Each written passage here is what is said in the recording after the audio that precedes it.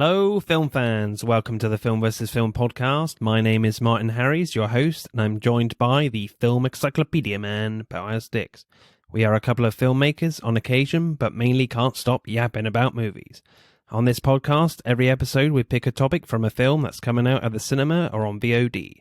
Myself and Boaz pick our favourite film from that topic, and we battle it out to decide which film will become the greatest film of all time, according to two film geeks from Wiltshire, England. If you enjoy this podcast, please leave us a review and subscribe.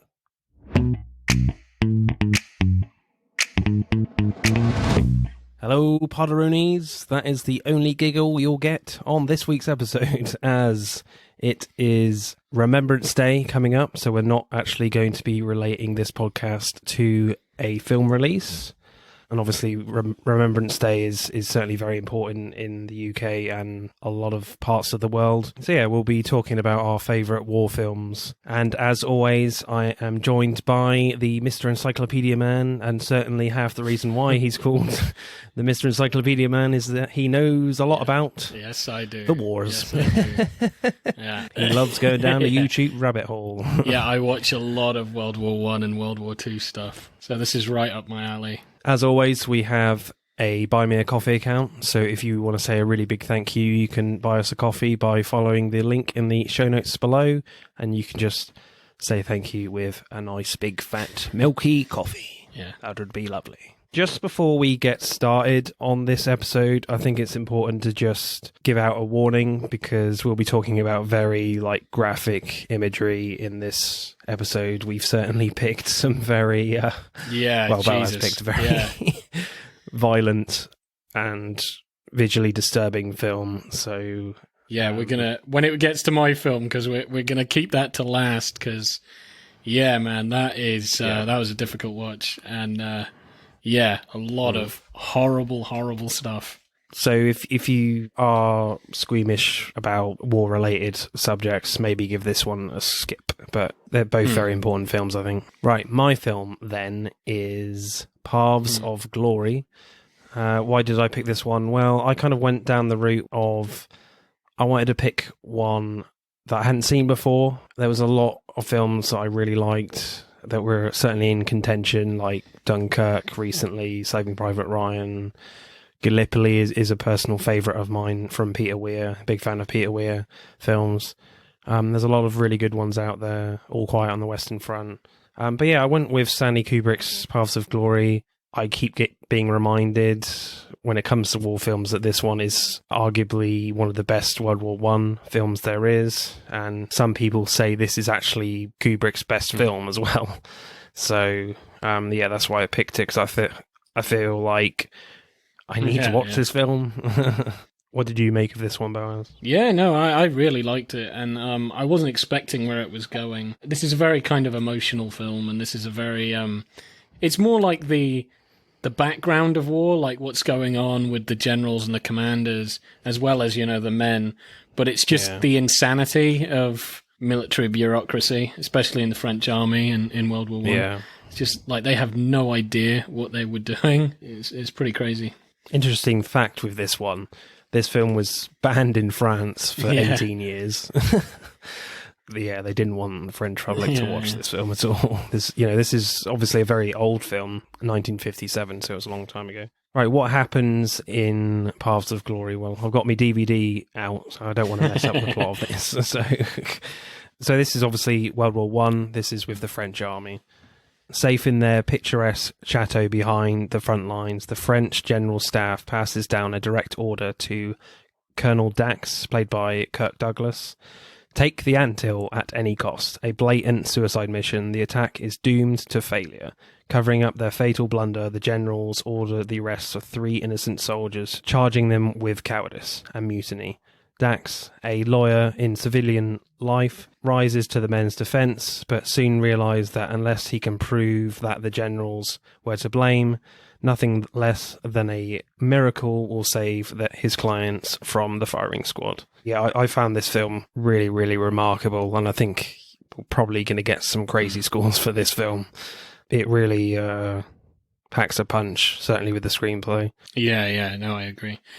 I think it's directed really well, but yeah, I think the screenplay and just a lot of the lines, they're just so elegantly written and just show the absurdity of it all. It really does hit you quite hard. But. Right, directing then.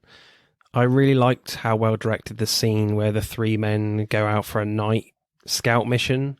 The way the camera goes from a big wide shot to a tighter shot on the three of them as they stop in a like shell hole is really like seamless, that shot. There's a nice like wide shot what the men can see in front of them. One soldier goes forward to scout an area where there's like a crashed plane on the horizon. It's quite dark in the foreground in this shot. Then when a flare goes up, you can see about 4 dead bodies in the foreground where it was dark before. It just shows amazing subtle shock value and realism in there that could, that there could be bodies right next to these guys and they wouldn't know it. Really skilled directing. When you see the dead French soldier because of the grenade thrown by his own man, it's quite freaky the way he's still like smoking from it. Yeah, that was horrible. It's like, his chest is caved in and he's just smouldering like a bonfire. I love the now iconic like POV shot, then tracking shot on Kirk Douglas, who plays Colonel Dax, where he's walking down the trenches with constant artillery fire, with rubble coming down and hitting the actors. It's really immersive and immerses you into this war. And the first POV shot before it cuts just gives you a sense of doom as the men start to notice Dax and realise it's nearly time to go over the top. I love Kirk Douglas's acting there as well, where he's hardly reacting to the artillery, really just trying to keep calm, where the men are just trying desperately to get cover in those moments. I love the use of long lenses when they go over the top. There's a few on Colonel Dax where there's so much going on, men everywhere, men going straight across the shot. In the foreground, it's explosions going off right in the foreground. It's like Kubrick is putting you right in the middle of the action as best he can. There's tremendous depth to the shots, but all the focus is just still on Dax and what he's doing in No Man's Land. Yeah, I quite like the use of shadows as well. I mean, that seems like a subtle thing, but when they're in their dugouts, like, in the trenches, in their, camp, and just any scene in that, it's just how everything is like caked in shadow with very little light. It just seems so meticulously done to have this sort of natural gloomy look to it. I quite like shots in the in their dugouts and stuff, and it paints a massive difference between that and when you go to the general's quarters and the chateau. It's fucking gleaming. You can't. There's hardly a shadow in sight. It looks pristine. It looks incredible. It's bright. It's and just the difference. It's like the generals are living in heaven, whereas all the other men are literally living in just the deepest rungs of hell. It's just horrible and bleak. Even with like the small dialogue scenes, they're all like in big, wide open spaces. There's even like a big party scene with people dancing, during a time of war, which seems really odd and wrong. Yeah, I agree with you because actually, one of the first scenes or the first scene between the two generals. Yeah, it's kind of very wide shots, and a lot of shots in the chateau, they're wide, and you're like, even if it's two characters, you see the magnanimous nature of, the rooms they're in and all that, and it just, it's splendor. You don't need to do that, but it's good that they do that, because it's like, this is where they live. It's spacious, it's amazing. But any scene in, like, the trenches with the men, it's all so fucking close. Like, it's really, really close to, there's hardly any room. And you think that is obviously a directing choice to just really get the, the viewer to sort of understand, like, the claustrophobic, uncomfortable nature of the trenches versus, how the generals get to them. Yeah, I think for me it just shows how detached these generals are to the war in a visual sense. And I actually found that the tracking shots and the POV shots in the trenches with Dax very similar in design to the shots leading up to the execution. The soldiers are on either side of the prisoners. like in the trenches, but in the trenches it's Dax walking through. Again, you get this sense of impending doom with the forward tracking POV shots of the prisoners walking towards the three posts, waiting for the French bullets, and not German ones. It's just quite striking, that similarity of how both scenes are designed before they face bullets, where they're the same characters, some of the same characters. Yeah. Earlier in the film, they're German bullets, and then later they're French ones. Like, it's just the absurdity of war in those terms. Have you got a favourite scene or a favourite shot? Yeah, I would say favourite shot is probably the, smouldering French soldier as he was killed by the... okay. Well, that whole scene, I think, was really good. Damn it, I hated that officer. He should have been shot for cowardice. General Moreau. No, it was a petty officer, and he was the one who kind of pussied out and ran, and then threw. Well, he threw a grenade and ran, killed his own man, and then when they picked 3 random soldiers, he bloody picked the guy that knew he was a coward, that knew he ran. Yeah, he was an awful person. Even how the film ends is pretty masterful. It's something so simple, yeah. Yeah, that's my favourite scene, yeah. I think that's my favourite scene. And it's kind of an interesting way to end it. Because after everything they've been through, so it's a full pub filled with French soldiers, and they bring out this German girl. And at first they're kind of making fun and jeering at her, It's like, because they're at war with the Germans. Bloody Germans, screw them and all that stuff. Yeah. And then she starts singing, and they're still jeering, and then they quieten up, and then they just listen to her sing, and then the camera pans to the French soldiers, and it gets close on them, and they start singing with her. For some reason, it was just quite emotional. It's like all that hatred kind of was disappearing. They're just trying to appreciate just something beautiful, just this beautiful girl singing this beautiful song. You could just kind of feel it. You could feel Yeah, definitely. I found myself tearing up, actually. These men are enjoying this German music so much, it brings them to tears, Then literally a few minutes later, they'll all be going to the front to kill a load of Germans. And it's that sense of humanity in that small moment is so powerful. That scene literally blew me away. I was like, this is something else. It was a great scene to end the film on, because this little moment of just a woman singing to them is just the only bright spot they've had in God knows how long, and they're going to probably die tomorrow. Yeah, what's extraordinary about it is, as well, with all the French soldiers humming to this German song, you could hardly hear her sing in that moment. In the mix, the humming from the French soldiers is the loudest point, in that scene. It's quite extraordinary. What I found really interesting as well is the close-ups of the men are amazing, going from men looking fairly sad to literally tearing up. I think Stanley Kubrick certainly took really great care on choosing which close-up shots to use, and being very careful of what progression he wanted to use through these actors' expressions to get the right emotions across, and the right rhythm and pace throughout the film. I think it's just pitched absolutely perfectly by Stanley Kubrick. Just really, really powerful stuff. So, Boaz, what score are you going to give directing for this? Probably give it a 9, maybe a 9.1. Yeah, I think Stanley Kubrick did an exceptional job. I think for me the script is the standout. Not to say the directing is bad at all. I'm not one to criticize Stanley Kubrick. Arguably for me, the greatest director in film history, in my opinion. So, but yeah, there's some great framing as well. I think there's one shot where when they execute the soldiers, all the rifles are all pointing geometrically really well in terms of the shot. It's of all 8 men, it looks really good. It's really masterfully done, and you can see the skill there. You really can, and certainly with the tracking shots are really iconic now. So I'll go a 9.2. Right, screenplay then. The opening scene is really interesting in terms of how General Moreau goes from saying that taking the anthill is impossible to take by saying, "It's out of the question, George. Absolutely out of the question. My division was cut to pieces. What's left of it is in no position to even hold the anthill, let alone take it."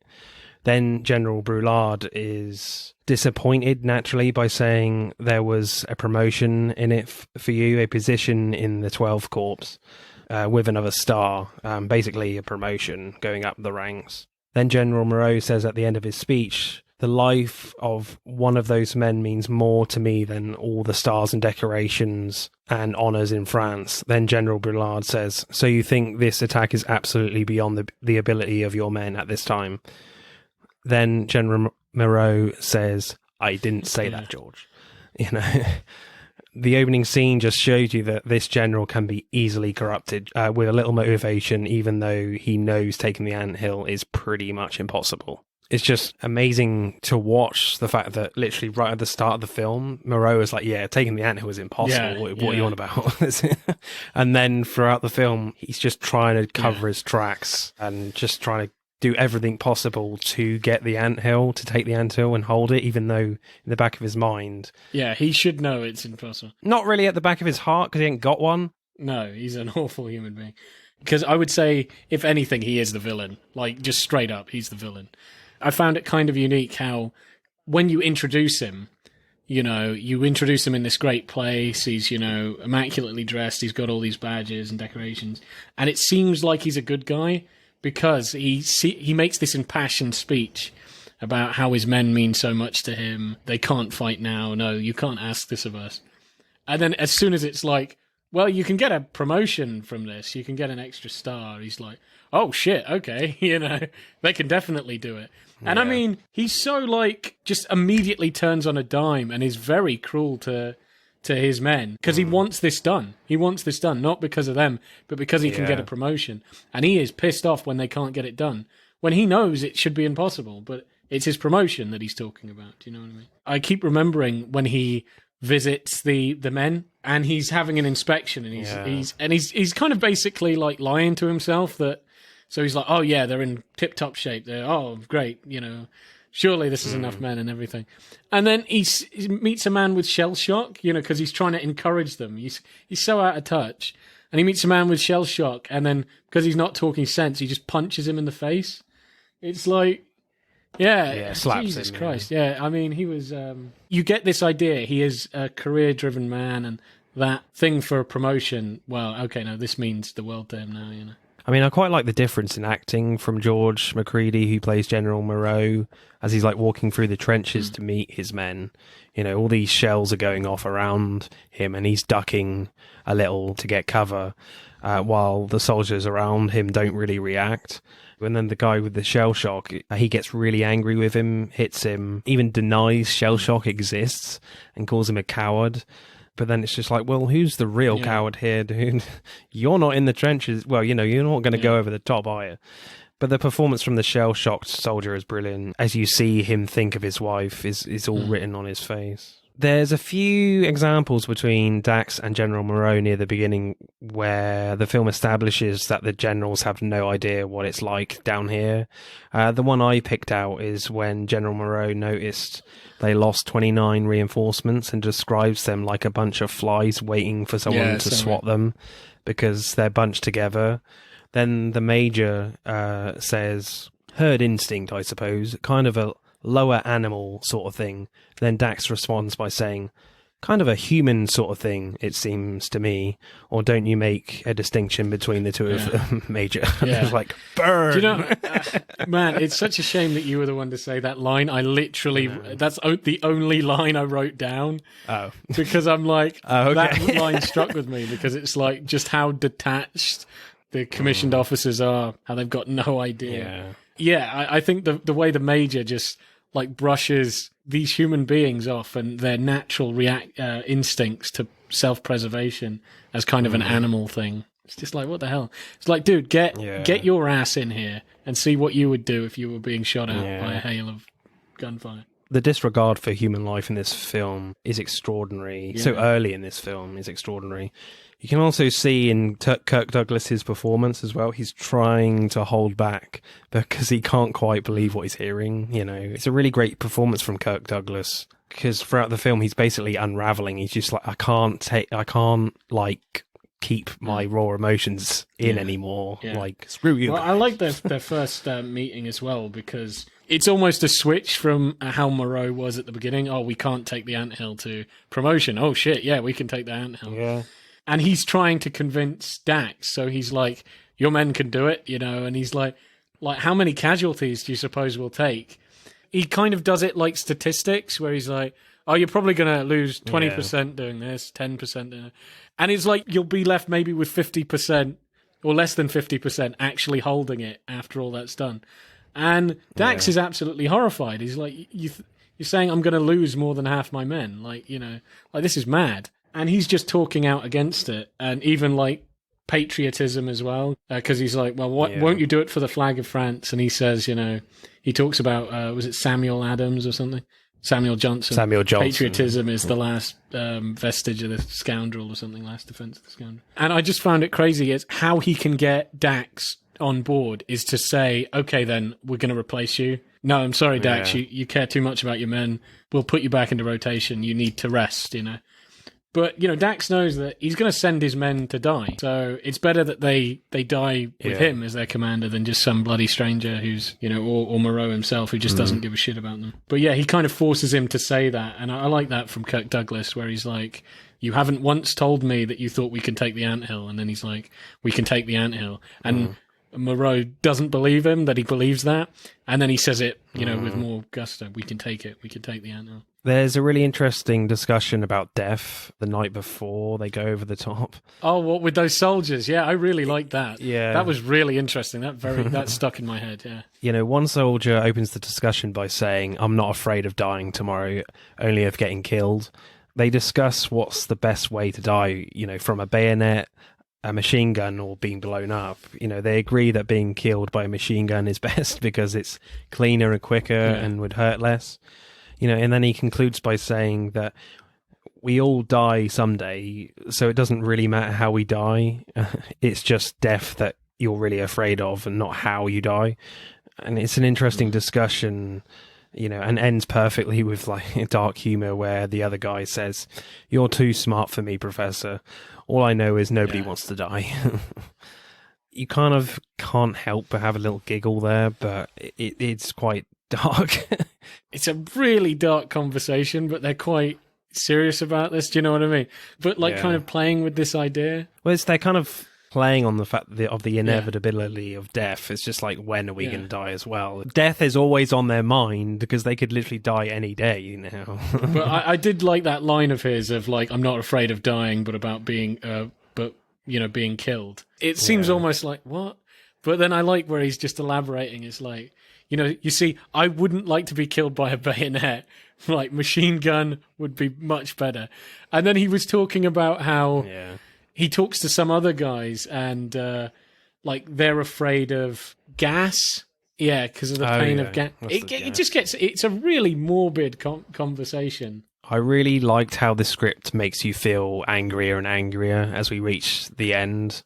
One of the first scenes I started to feel angry was during the court-martial scene, where 3 soldiers selected by their superior officers are to be tried for cowardice. After the first few lines of questioning to the first soldier, you realise very quickly that the court is completely rigged, and the officers know it, before it even starts, that the soldiers will be executed for cowardice. And all the court wants to hear is when the soldiers stopped and turned back to the trenches. That's it. Dax is not allowed to call character witnesses or read out stories of their past heroism. What I love about Dax's character is throughout the film he lets loose more and more about his true feelings about this situation. He starts his final plea by saying, "Gentlemen of the court, there are times when I am ashamed to be a member of the human race, and this is one such occasion," with like a great tracking shot there too, showing the whole courtroom as the accused soldiers go right past the camera. What's amazing is you don't even have like a scene to see if they are guilty or not. The film cuts straight to the firing squad because before the scene even begins, the verdict will be guilty.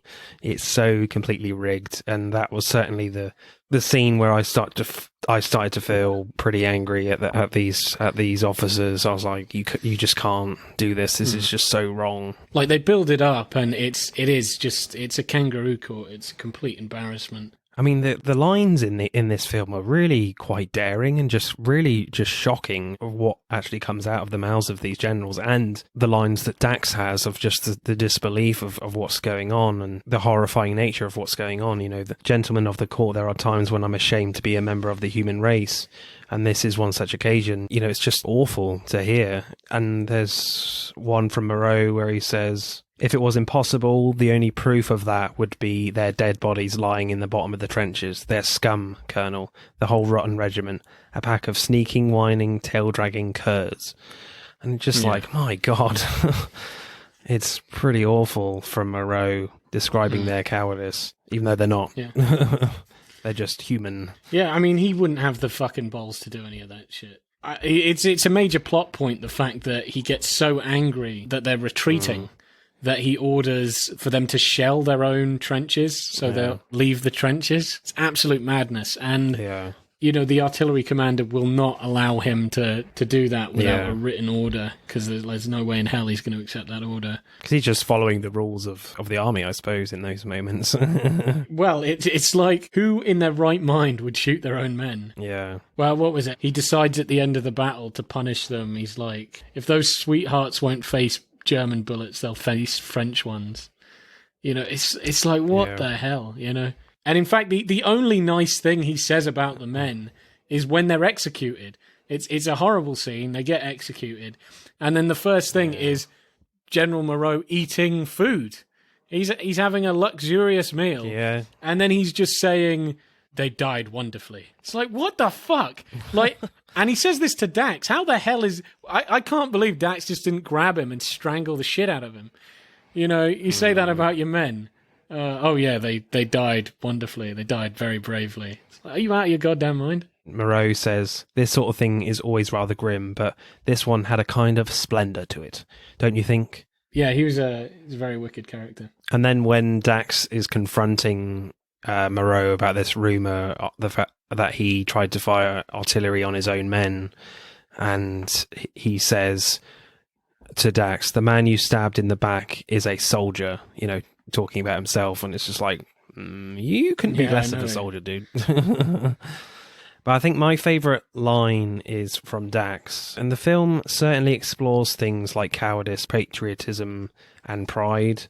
When General Moreau is incensed that one of the companies is still in their trenches, he orders an artillery attack on his own men to motivate them because he thinks they're all cowards. Dax brings this to the attention of General Brulard because it's clearly a terrible thing to do and could damage France politically if it gets out.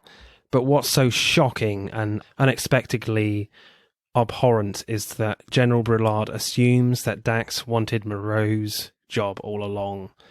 Brulard says, you bring charges against General Moreau, so I insist that he answer them. Wherein have I done wrong? Then I just love Dax's response. It's just perfect. In extreme close-up, Dax says, because you don't know the answer to that question, I pity you. And I was like, that is just such an amazing line. And Kirk Douglas's performance in that is just so beautifully pitched. And obviously before that, but at the start of that scene, it certainly unravels and very much just kind of loses it a bit with Brulard. And I feel like Brulard could be the true villain of this film, and the most abhorrent of the fact that he just assumed he was doing this because he wanted Moreau's job. And it's just like, no, because it's just an awful thing that Moreau tried to do. What are you on about? I actually care about my men, and I'm trying to save their lives. Because he's actually shocked when he's like, oh, you actually did care about your men. You were trying to save them. He's not very passionate and caring. Like, all of this is... He's like a politician, do you know what I mean? Or the stereotypical politician. It's just kind of looks at this as like facts and figures and just very dispassionate. Because he even says, like, you know, well, somebody had to sort of be executed for this folly, and we can't let Moreau... So it's like, even if he's doing the wrong thing or the right thing, he's kind of doing it for some sort of political agenda. But yeah, he's a very strange man. For me, that moment is arguably the most shocking moment in the film, because the screenplay is certainly pointing you and making you assume that the worst character in this film is Moreau, but in this moment it's just like, whoa, I can't believe what Brulard just said. I'm just like, what? Did you really say that? He seems like the most reasonable in most conversations, but yeah, he's quite uncaring. He just doesn't give a damn. Have you got a favourite line? Oh, so I've got so many favourite lines. I think I've even said one of them. But there's another line that I just remembered that was absolutely incredible, and it's more of an exchange between Moreau and Dax. Colonel Dax, I'm going to have 20 of men from each company in your regiment tried under penalty of death for cowardice. Dax is like, penalty of death for cowardice? And then he replies with this. This is one of my favourite things. He says to Dax, they've got skimmed milk in their veins instead of blood. And then Dax says, it's the reddest milk I've ever seen. My trenches are soaked in it. It's like, whoa, Jesus, you know, it's... I just think it's a great exchange. It's a great wit of just... Yeah. They have skimmed milk. Like, the visual image of that, they have skimmed milk instead of blood. It's like, what? Like, you know, they're kind of like kittens or girls or something. And then I just love that. Well, it's the reddest milk I've ever seen. All the trenches are drenched in it. You know, it's like, it's a pretty powerful line. So score, Baz, what are you going for screenplay? Do you know, there's so much more I could talk about this film. Yeah. It's one of these ones where I think we've kind of only just scratched the surface. Like, I think with a lot of films, we talk for 20, 30 minutes and we've got the whole plot.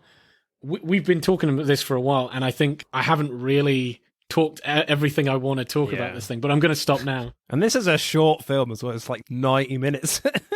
This is a short film, but it is so packed with character and wit and plot and great lines from the entire cast and just story building as well. Just, you know, not only of, you know, the macro thing of the war and the battle, but also just all the individuals, you know, they have something going on. And I think it's just masterfully written that there's so much put into such a short film that you can analyze it again and again. And it just seemed like it was packed, but it didn't feel rushed or whatever. And so I thought it was really, really well written. Probably, I think this might be one of my favorite screenplays. So yeah, maybe like a 9.6, maybe. I can't find any faults with this film in terms of the screenplay, so I'm going to go a 10, to be honest. Wow, first 10. Yeah. I think it's well deserved, actually. Yeah. I mean, there's so many incredible lines of just pure shock value. You know, this is a film about the horrors of bureaucracy of war, and your film is very much the visual horror of war. This is horror of war with language. As you said, this is packed with so many different themes of war and of the First World War. It's just beautifully done. I just can't fault it. Yeah, I think it's pure poetry that comes out of everybody's mouth, and I don't think there is like a single glaring problem with this screenplay. I think it's great. Right, acting then. I quite like the acting from Richard Anderson, who plays Major St. Aubin, who questioned the witness during the court-martial scene. When he questions the second prisoner, Private Pierre Ornard, he's looking very confident. The line of questioning is going exactly where he wants it to go. But then asks, now, Private Ornard, before you were ordered back, did you urge your fellow soldiers forward? Then the private just says, most of them were dead or wounded before they got 3 steps beyond the trenches. Then all of a sudden the major looks really nervous and angry and shouts, reply to the question. He's like, just keep to this rigged court, damn it. Then after he answers the major, you know, he looks a tad embarrassed, like he exposed this phony court.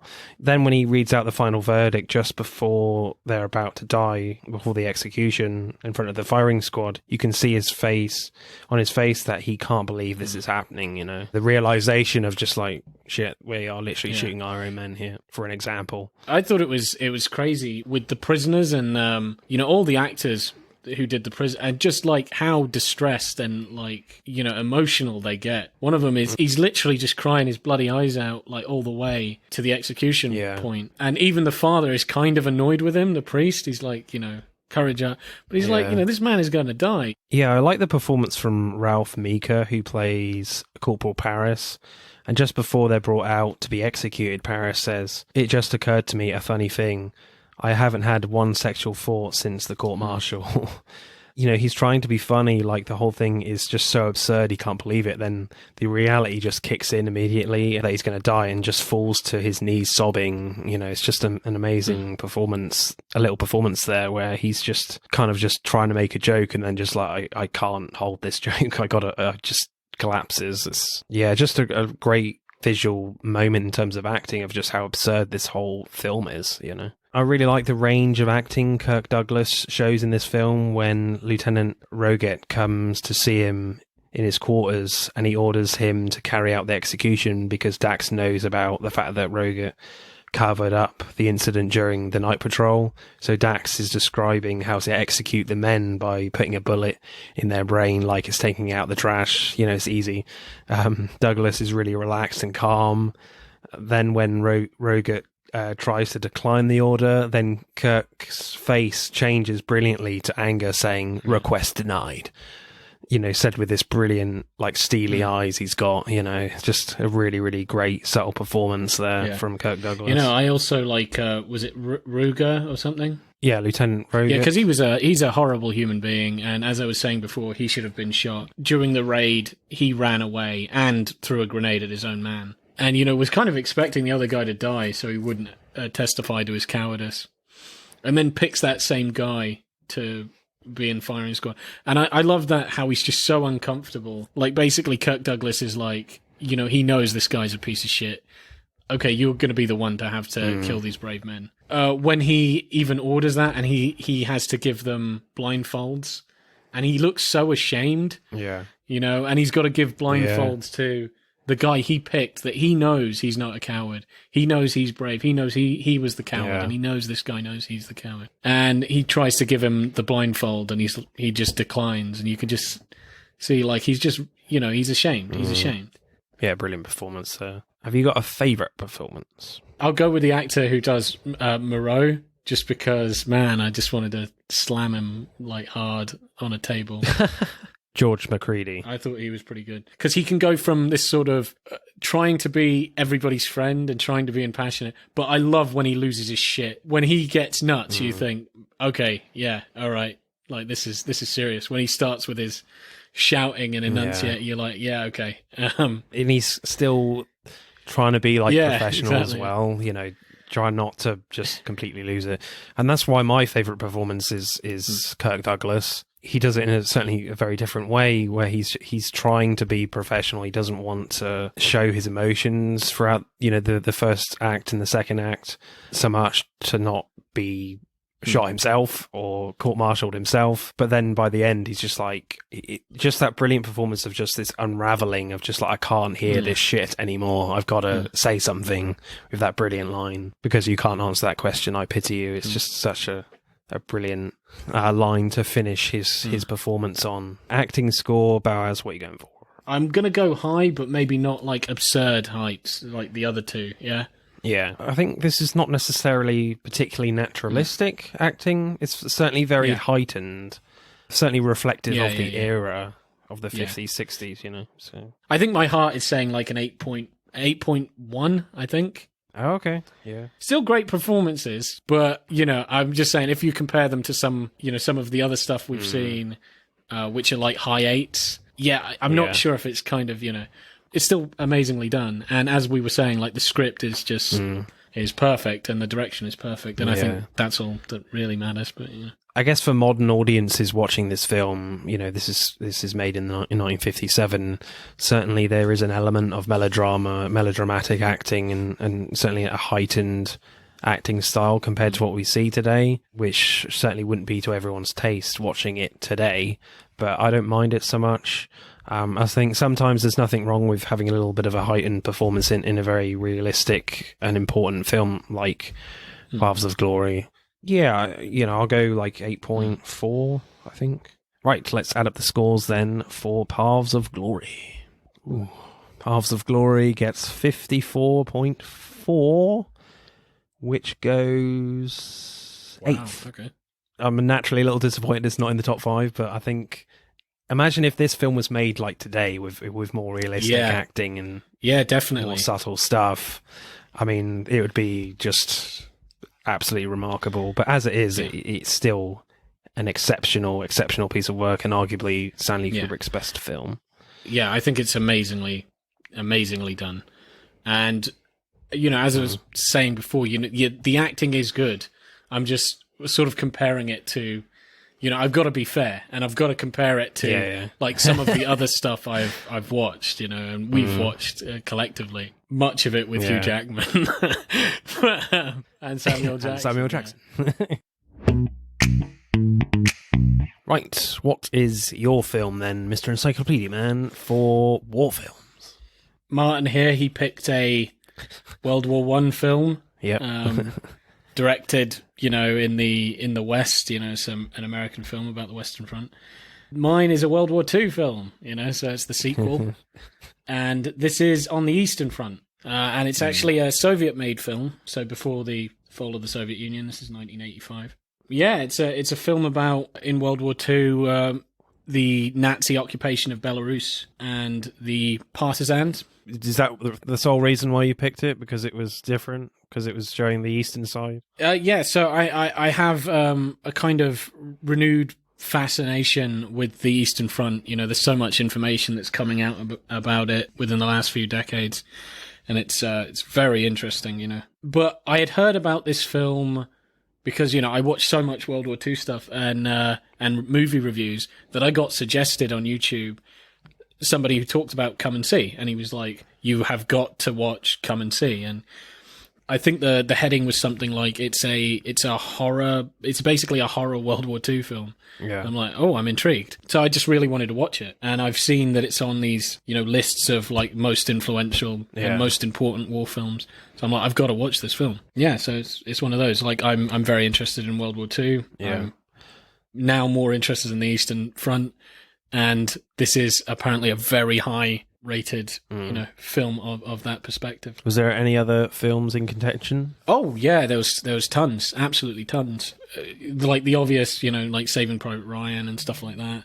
I was even thinking of going with a German film that I've never watched. No, actually, is that true? I think I watched part of it. I haven't watched it all. But the film Stalingrad, which is a German film. Okay. Yeah, so it's a very famous German film in the 90s or something. Is that the Jude Law one? No, it's not the Jude Law one. That one's not amazing.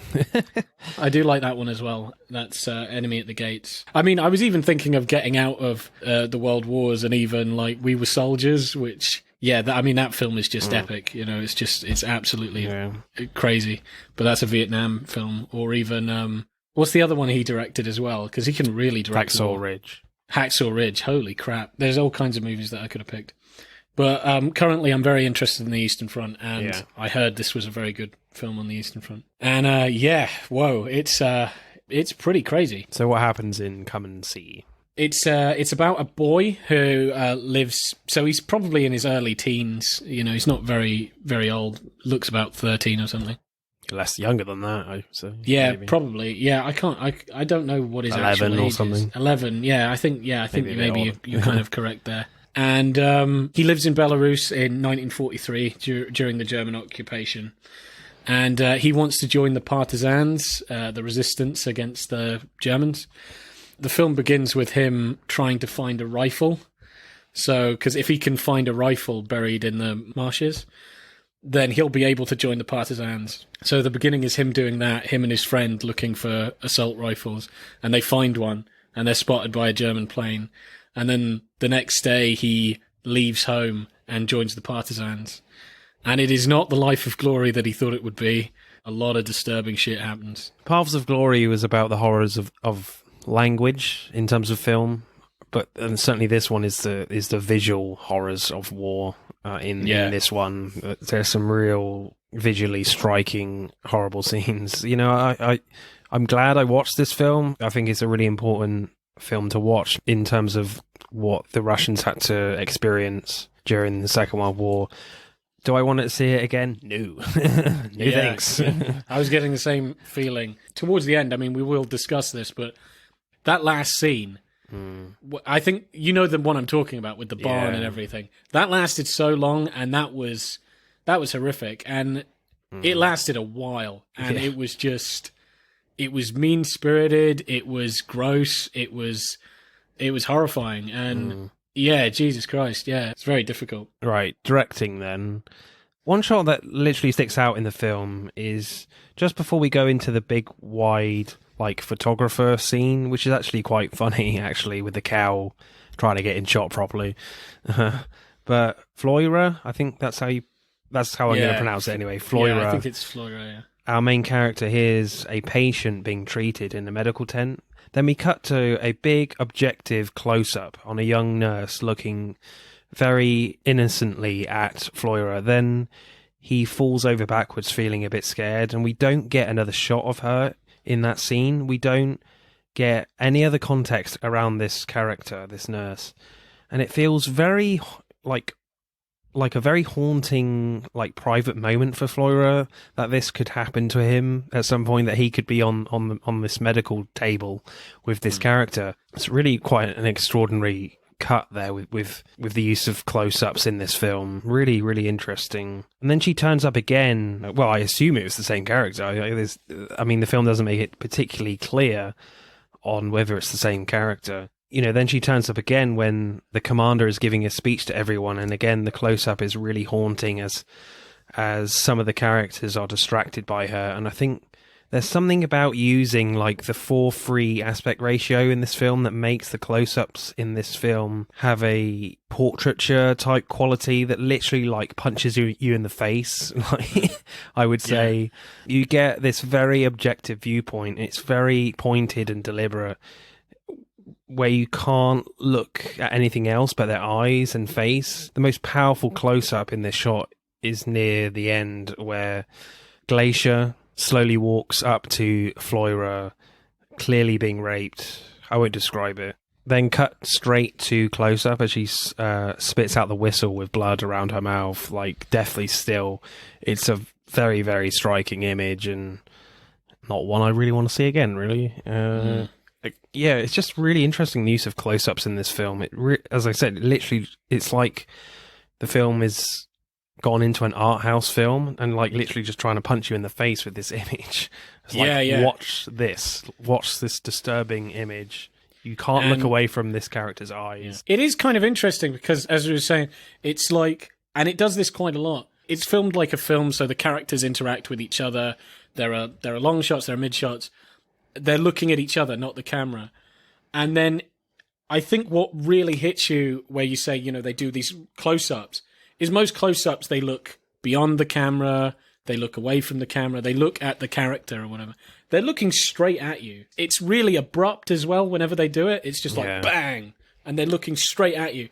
And not just that, like, delivering their lines. It's like they are talking to the character beyond, but it just feels like they are addressing you. Yeah, it does that several times, and it's kind of weird. I think the most haunting speech I saw in the film, where they did that, where they just looked straight at the guy, is where they're looking at the German soldier who's trying to tell them, like, why he thinks they should all be killed.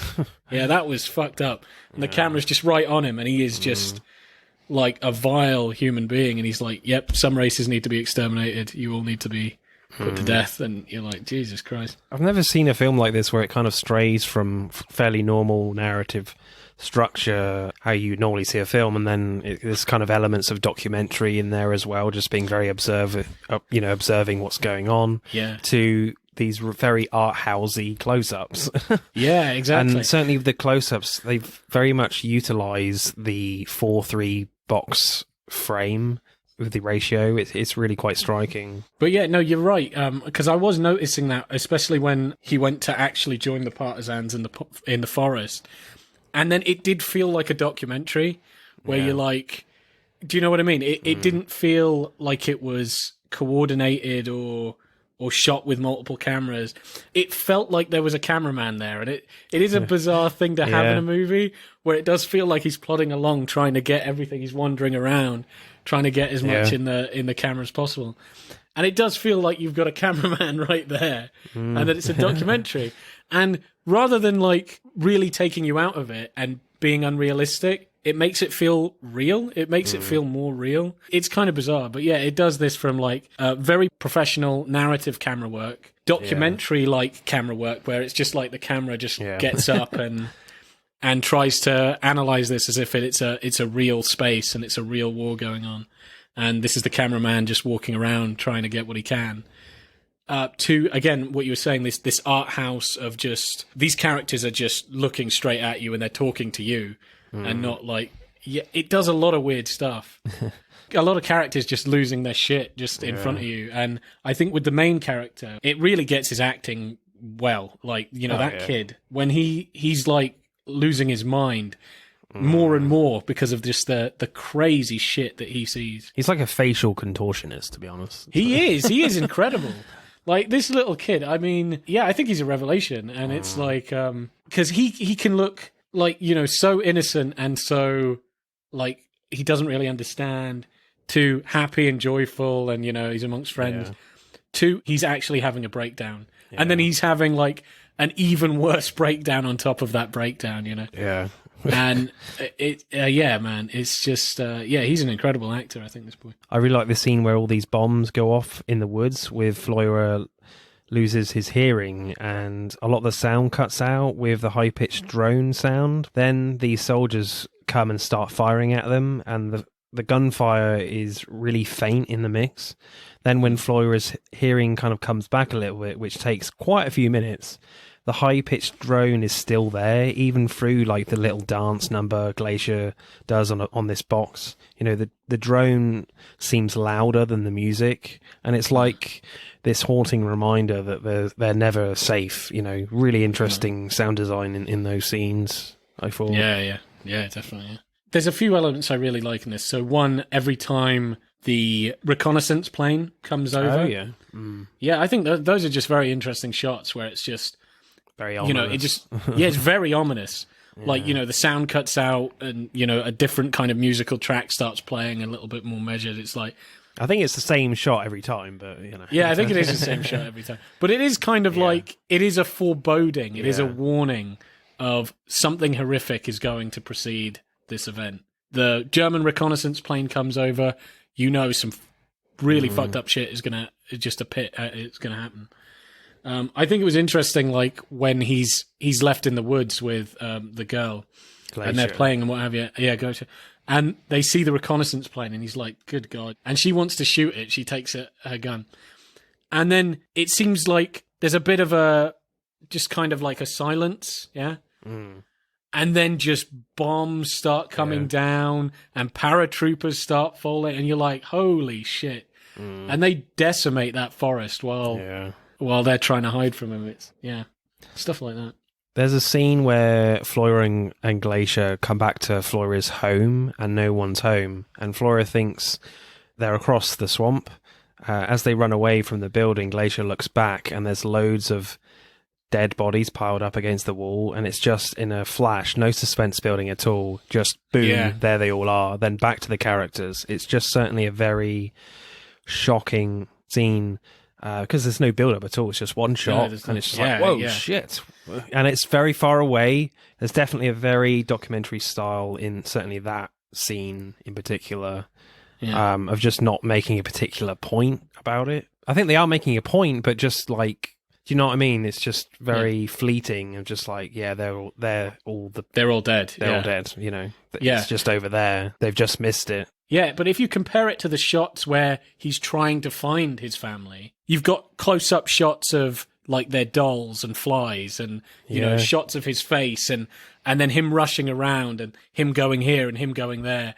I know where they are, and cuts to her, cuts to him. It's also, you know, meticulous, yeah? And then it's like he runs off, and then it's just, as you said, just kind of this fleeting glance. Oh, yeah, there's a bunch of corpses there. Yeah, the village are all dead over there, and just back again. And you're like, whoa. I think where that really hits is the fact that there is build up to try and find his family. You know, it's like the shots are caring about trying to get him on this journey to find his family. And then you're like, well, yeah, the whole village are murdered over there. And then, you know, just move the camera away.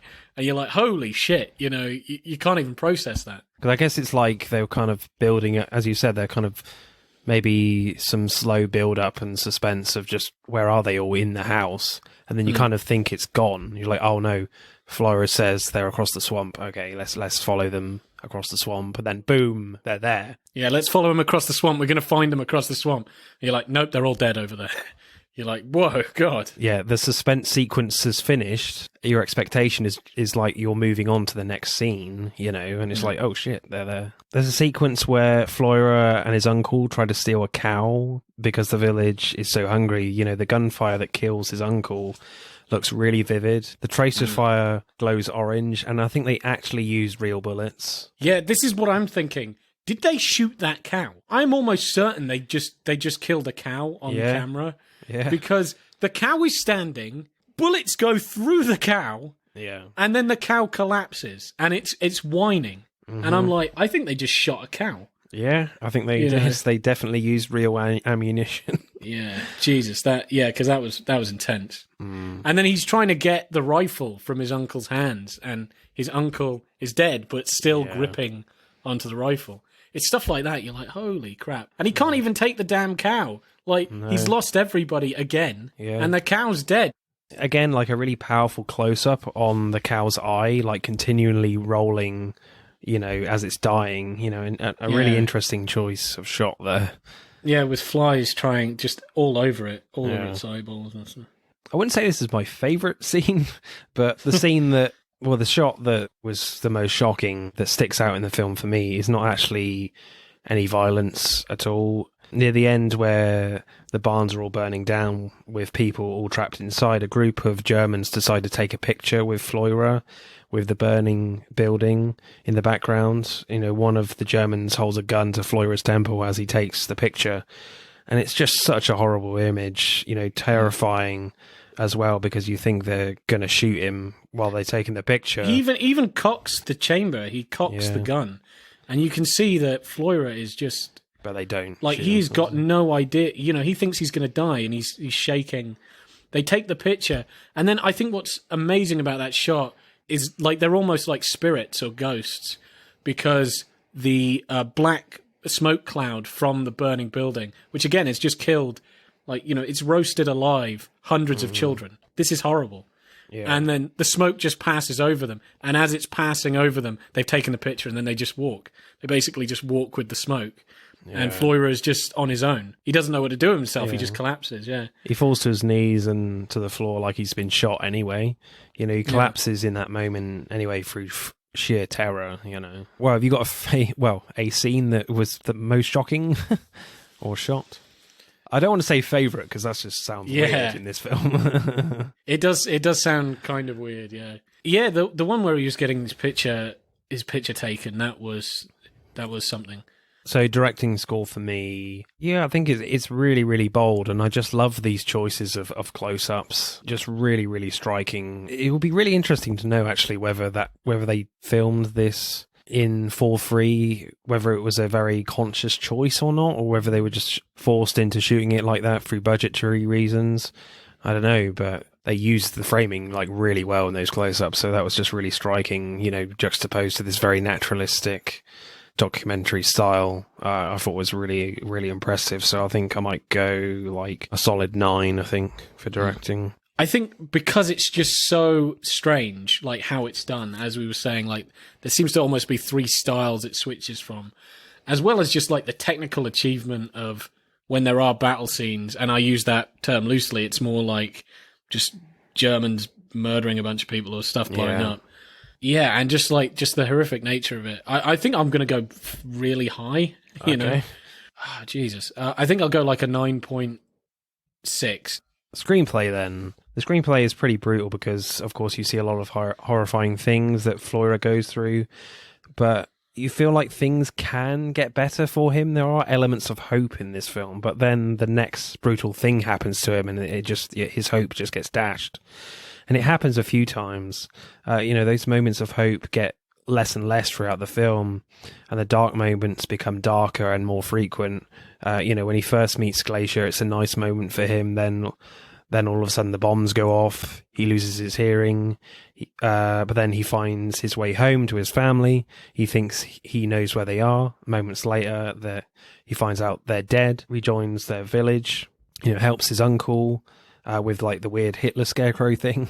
A fairly hopeful time in his journey, but then moments later, his uncle gets shot. So it's like, just constant moments of hope to being dashed. Because I like that moment, because that was a kind of, it's strange. It's the most jovial, like, point after, like, do you know what I mean? It's a quite long bit where it's him, his uncle, and this other guy, and they're just trying to get revenge on the Germans. They're like, let's attack a warehouse and stuff, and like trying to get supplies for the village. And they're doing a pretty good job. Like, you know, they fire back and run like hell, and they're surviving, and they're having fun with it. And then, the Germans retaliate, and they steal a cow. That's funny, where the guy that's guarding the cow, they get him to roll around in shit, and like they insult him and tell him to fuck off, and they've got the cow, and they're like, yeah, fuck the Germans. And then just the Germans kill everybody and kill his uncle. And it's like, just the best thing that was going for him at that point. Every time something's going good, something horrible happens, then it looks like it's picking up. Because after that moment, he gets saved by this farmer. Oh, yeah. Who makes him hide all of his partisan uniform and his equipment, and is like, you're my son, your name is this, so he won't get killed. Yeah. Then they go to his village, you think it's hopeful, but then the SS comes, and it's like he knows that they're just going to kill everybody. They gather him and everybody into a barn to kill them all, and you're like, Jesus Christ, let this kid get a break. I found that very long scene where we first see the Germans very difficult to watch, where they're all rounding up this village and literally toying with these people at times. A group of men are just made to run in circles, and a load of people are literally forced into a barn. Literally, the Germans are squeezing them in there. And there's strange details as well, where one German has got like white swastikas all over his helmet and uniform, and I found it's so hard to watch because it lasts for so long, it goes on and on and on. The noises of the screaming people, especially in the barn, is constant, and your anxiety levels just go up and up, and thinking about like what's going to happen to these people. Then the barn is burning down. Again, it goes on and on. The close-up shots of like the German soldiers just laughing and having a good time, fucking with each other and playing pranks on each other. You're like, Jesus Christ. While they're shooting civilians, you're like, fucking hell. The constant human noise goes from screaming to German laughter, and they're enjoying themselves throughout. And it's the amount of screen time this scene has is quite incredible. They only save Fleury. Yeah. They let him go. They basically say anybody who doesn't have a child, who can work or whatever. So they let him come out of the barn, and one other woman who tries to bring a baby, and then they just throw the child back into the goddamn barn, and then they pull her by her hair, to take her to rape her while they're just joking about it. It was absolutely fucking horrifying. Then after that, the pacing of the film slows right down as Fleury wakes up. The Russians have stopped the Germans, but the horrors don't stop there. The horror continues with one of the Germans is saying, when he is being questioned, says, inferior races spread the contagion of communism.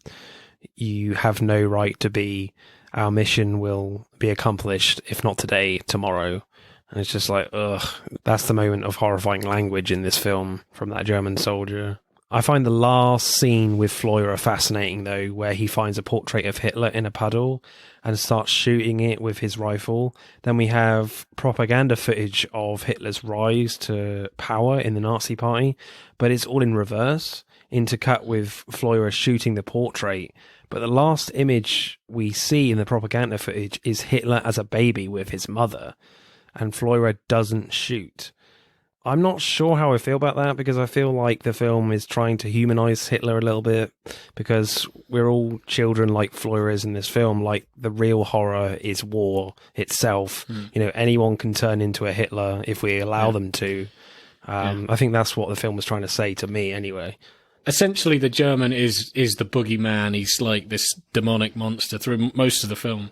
I think the only parts where they're even remotely tried to be humanized are towards the end. So after they've done this nasty, horrible shit, and then they get ambushed by the partisans. What was it? Fleury's just walking and just seeing. So I think it's particularly where he sees that woman who might be an SS nurse or something, and she's just bleeding out.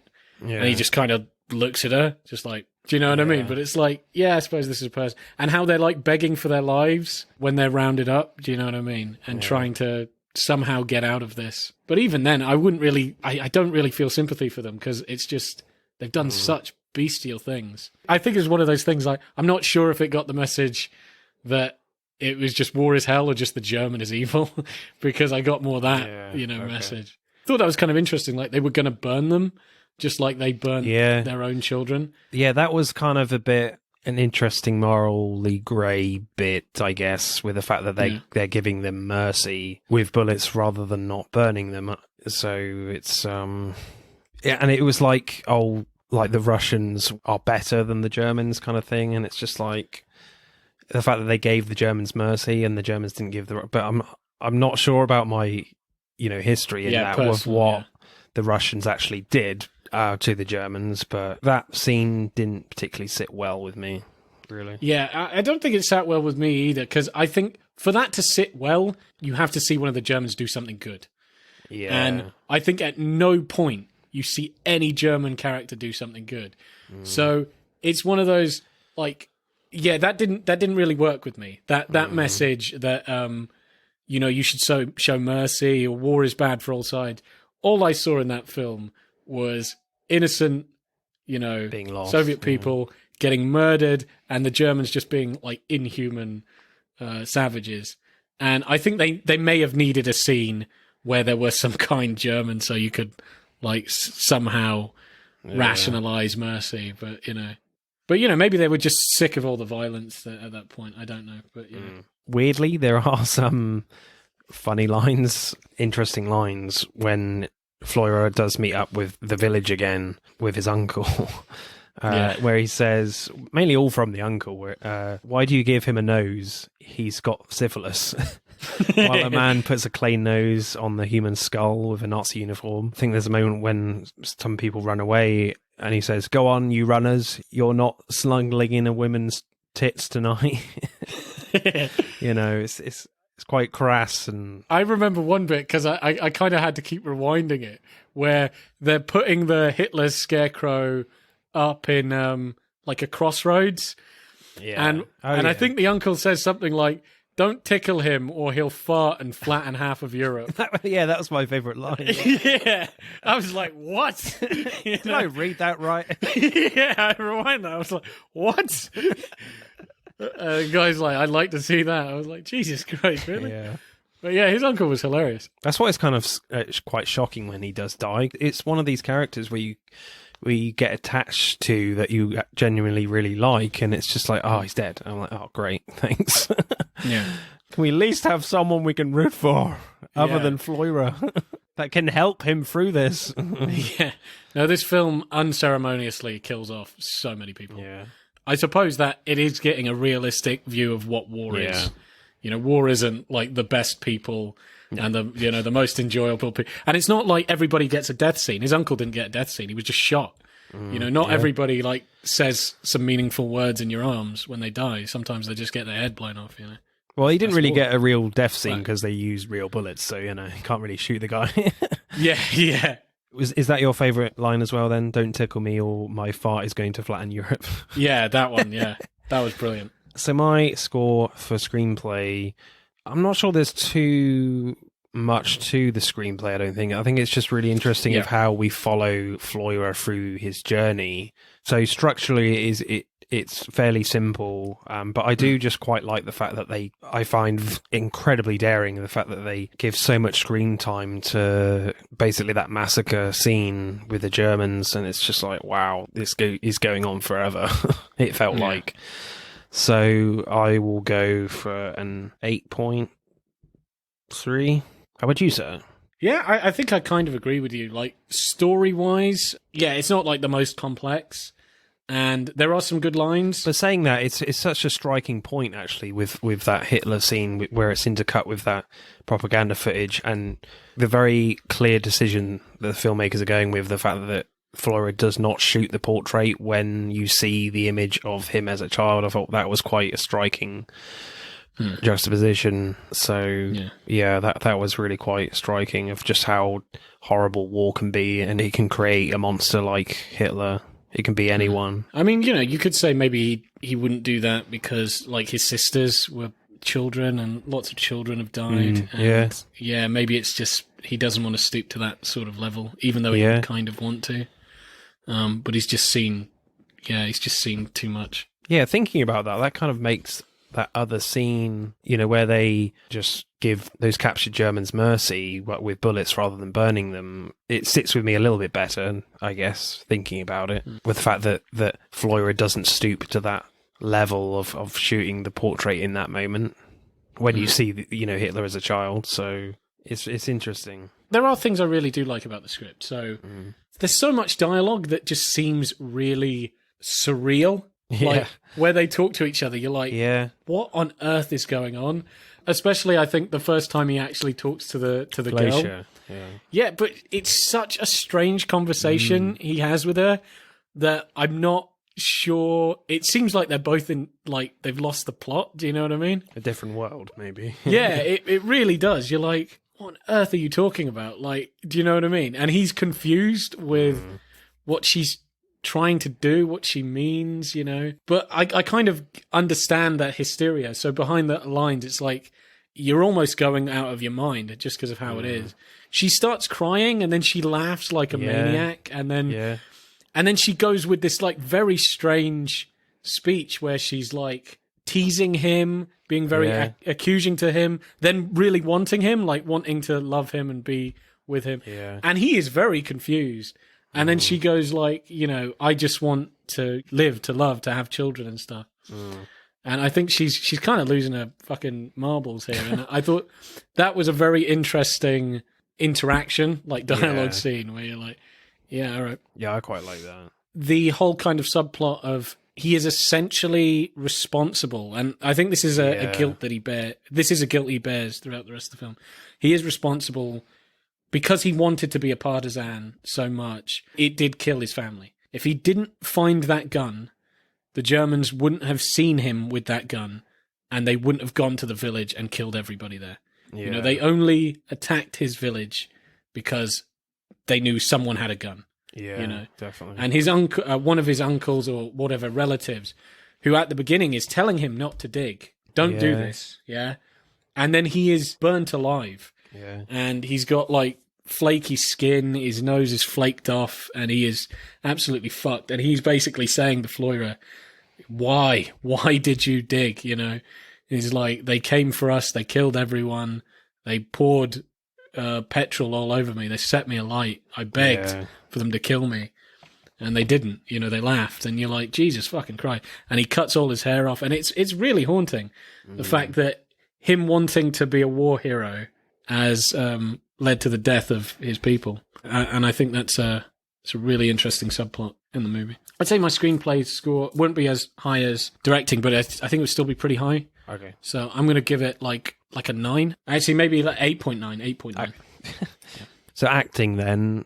I enjoyed the acting from the little brother of Alexei Kravchenko, where he's pretending to be a soldier looking for his brother, and his little brother is just laughing at him. He finds like a phone in the sand and pretends to phone like Berlin, and you immediately get this very like playful innocence about the character that he really has no idea about, how horrifying war is. And I think certainly in those opening scenes, I think that's what you're talking about earlier, is the fact that in Flora's mind, like, war is very glorified for the Russians. He has this very glorified perception of war and fighting in the war, and it's just that's his downfall through his horrifying journey. And it's the fact that he thinks it's a really good thing to do, and you get that right from the off from his performance of being very playful with the phone and the rifle. Yeah, I think it was kind of interesting when his mother is like, the actress who's playing it, his mother is just losing her shit when he's like, I want to join the partisans. She's in a state, she's crying, and then she gives him an axe and is like, just kill us all now, But he doesn't take it seriously, and I like how he's, whatever, and he's just playing and being like laughing. He can't, because to him he's like, my mum doesn't know what the hell she's talking about. This is great, and he's got a beaming smile on his face when partisans pick him and they're taking him off. and then it's just all downhill from there. You know, Yeah. it's like, yeah, it's just the juxtaposition, how excited and happy he is to join, because he thinks it's going to be glorious. Far from it. And that's not what it is at all. That's far from it. There's a really interesting scene where Flora is walking through a river swamp and hears a girl crying. The same girl from the start in the green dress, Glacier. When he sees her, he starts crying, but then the girl starts laughing at him. And then he starts laughing, and I thought that was kind of a great, like, childlike way of creating a brilliant instant bond between the two characters. At first crying because they have a moment alone, like you're kind of saying, they're kind of, you know, the hysteria of this situation and realizing the horror of this situation, but then immediately the girl is finding something to grasp onto of humor, the fact that the little boy is crying because he's got water in his boot, you know. Yeah. They're trying to just cling on to as much hope as happiness as they can, and it's just emphasized so much in the laughter, you know. That's why it kind of looks so just very delusional. Then you have like a really weird performance from Glacier again, all in close-up, in these really striking close-ups that we've talked about, where she tries to seduce Flora, where it's almost like she's trying to hypnotize him, but she's just like messing with him, having fun, and it's freaks him out a bit. Again, quite a haunting performance where you're not really sure where it's going to go. Like, what are you doing? Yeah. No, I thought she did a really good job, because I had that thought of like, what exactly is she trying to do here? Like, I thought she was like innocent but now she's speaking in riddles. She's looking quite serious. She's actually getting quite scary. Yeah, I thought that was really well done. Where, yeah, he's freaked out, but I would be freaked out too, you know? Again, I think it's kind of this whole innocence thing. It's just interpreted differently for her.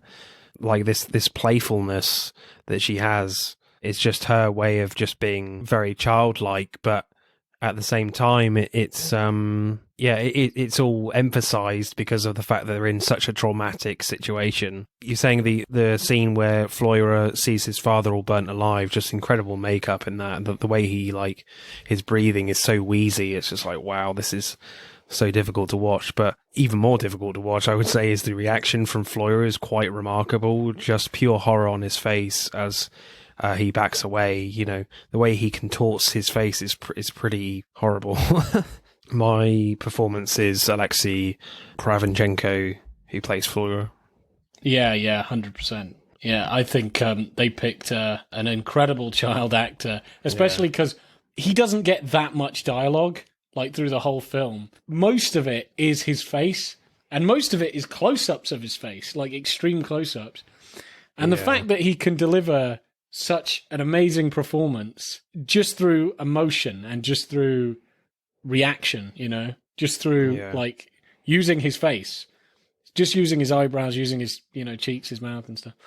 I think it's phenomenal. Like, he does a wide range of grief. I don't think it would have worked as well with like a lesser actor, do you know what I mean? Or a lesser child actor. Because again, this is a lot to ask from any actor, and especially a child. It's like you give him very few lines. You give him a lot of screen time. He's in most, you know, just pretty much every scene. In every scene. He has the most interactions with the other characters. But then you have a lot of his stuff is reaction shot. A lot of his stuff is his face. And he's just got to, it's like, be sad, be crazy, be happy, be excited, you know, be this, be that. Yeah, man, I think this kid did a really good job. Mm-hmm. And there was a lot asked from him. And, but yeah, he was amazing in this film. I get the sense in this film as well, like, half of it isn't really acting, it's just experiencing this horrible thing that's happening all around him. It just feels kind of natural anyway. But what he had to go through filming this film. Yeah, no, I imagine even just seeing this, it does look so visceral. I'm probably thinking they did a lot of unethical shit here. Oh yeah. Well, real ammunition. So, yeah, real ammunition. Well, even killing a cow. That they almost certainly killed a cow. But I want to know, like, what they must have put the actors through a lot. Like, they even look quite thin at the end. Like, Alexei, he looks pretty damn thin at the end. He looks emaciated. So did they not feed him? I don't know. And what was it with the girl as well? Where I said where she's dragged by the hair. That looks like they're just dragging her by the hair. Did they do that? I don't know. Yeah. Everything looks just very real and very sort of. A lot of it just looks like they really did it. So acting, I'll go with like 8.8, I think. How about you, sir? I think I'll go a 9, just a solid 9. Right, let's add up the scores then for Come and See. Come and See gets 53.6. So Paths of Glory wins with 54.4, but it doesn't really matter with the scores really with this one and whoever wins. They're both really, really important films that everyone really should see. I'd only really see Come and See once, but but certainly Paths of Glory you can see multiple times and get a lot of out of it in every watch, I would imagine. Next week, as Ghostbusters Afterlife will hit the big screens, we'll be looking at long-awaited sequels. So that'll be really interesting to hear what we pick. So people are very excited to see a long-awaited sequel to the Ghostbusters franchise. And certainly there is another one that came out recently, the 2016 one of Ghostbusters, but that was kind of a reboot, not a sequel. So we'll be having a look at long-awaited sequels.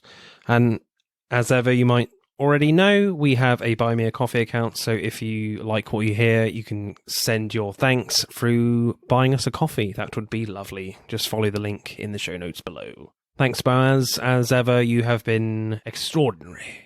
Bye-bye. Bye. That's it for this week's pod. Thank you for listening. We hope you enjoyed it. If you would like to find out more about the podcast or suggest future topics for us to discuss related to upcoming releases, let us know on Instagram at Film vs. Film Podcast and on Twitter at FVF_podcast. Remember, please subscribe. Pod signing off.